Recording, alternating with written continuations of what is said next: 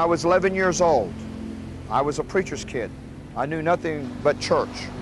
My imagination was constantly being activated by, how can I make church more interesting? How can I make it more interesting for my friends?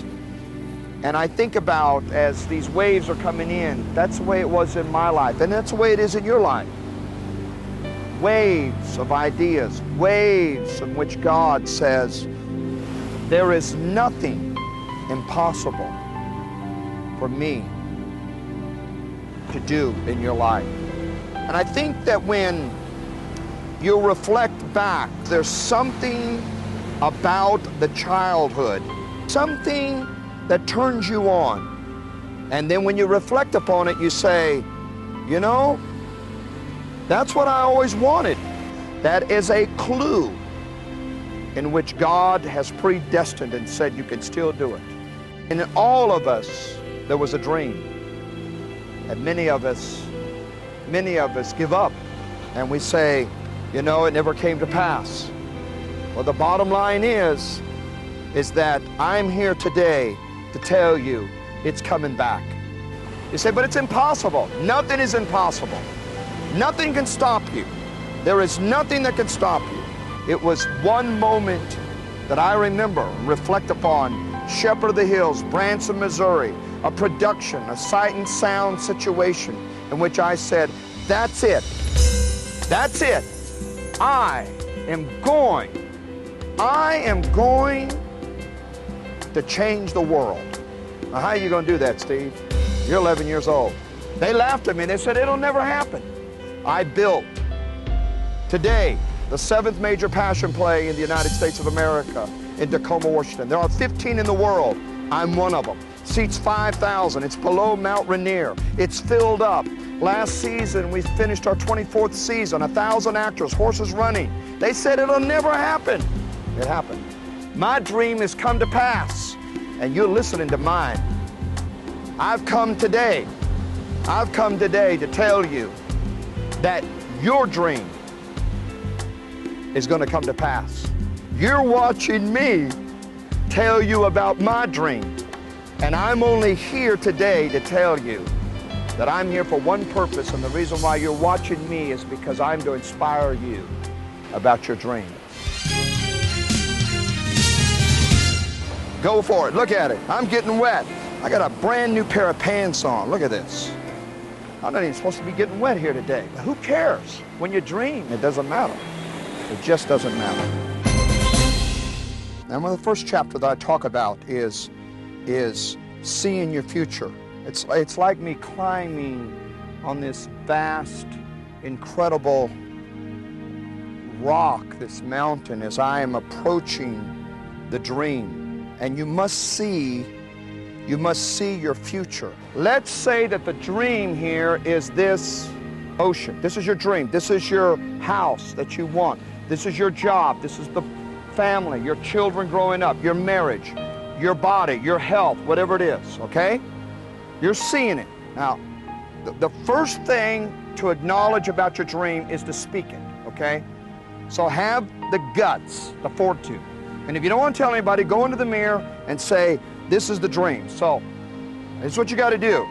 You got to activate it by speaking it and then doing it. God was saying, tell the people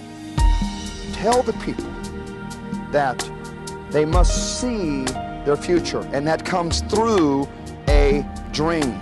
The dream's got to dominate fear. The dream has got to be so big in you that the passion of the dream is saying, I'm not afraid of nothing. I'm not afraid of bankruptcy. I'm not afraid of no's. I'm not afraid of rejection.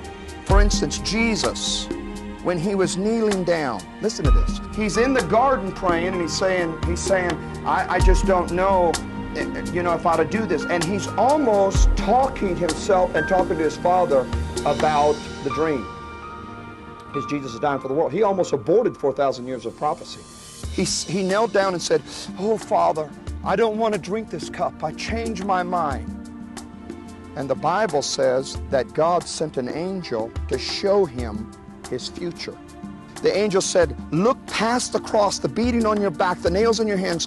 Look, Jesus, look at the third morning when you're going to come back to life again. When he saw the future, he immediately got joy so the dream could come to pass. Now today I'm your angel.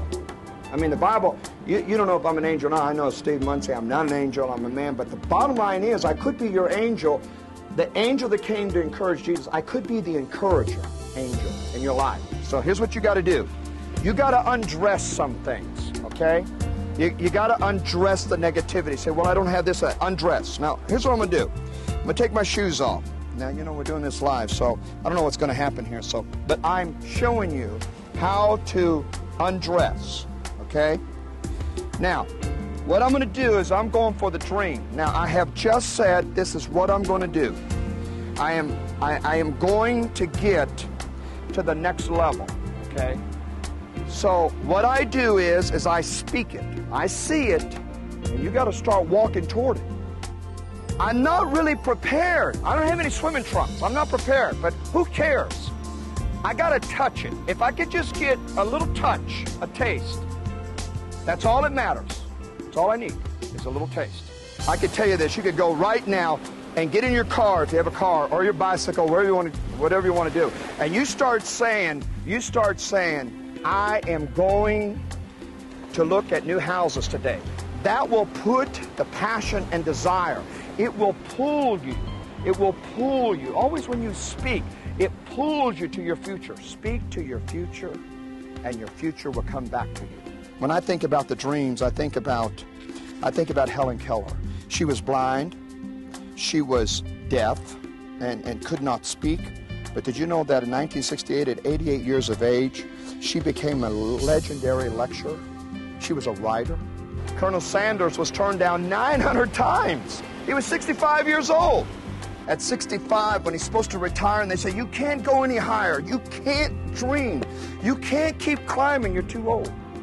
And at 65, after 900 and some responses of no to his idea of chicken, someone finally at 65 said, I believe in you. Age has nothing to do with it. Time has nothing to do with it. Circumstances have nothing to do with it.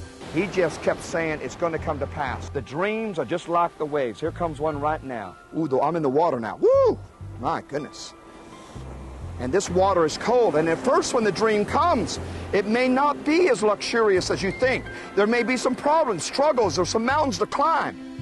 And sometimes you got to say, ooh, ooh, ooh, ooh, ooh, and you begin to walk into this dream situation. And then there's sometimes you just got to say, man, I gotta step up here and take a break.